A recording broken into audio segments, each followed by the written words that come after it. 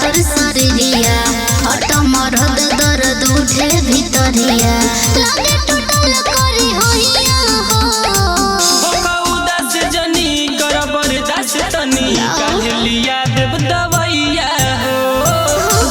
उदास जनी कर बरदास तनी काल्हिया देव दवैया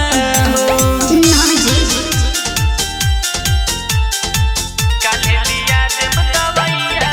हो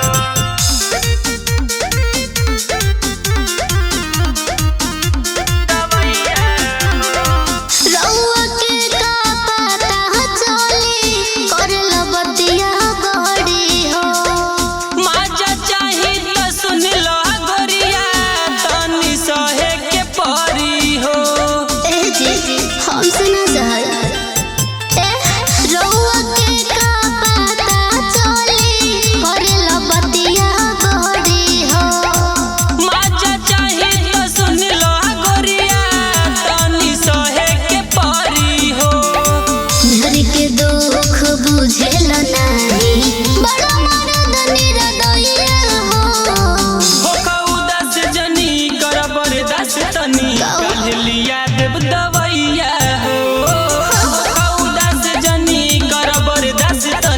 काल्हिया देव दवैया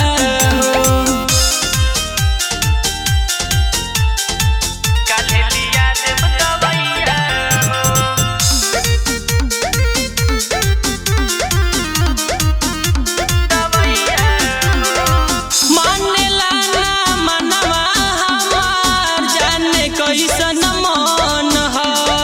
रखो बचा के नास हो जाए और कुली धन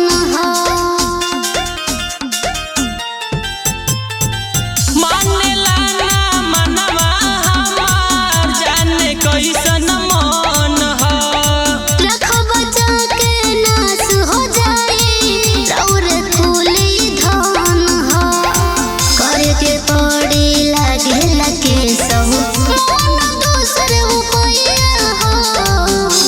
उदास जनी कर बरदास तनी काल्हिया देव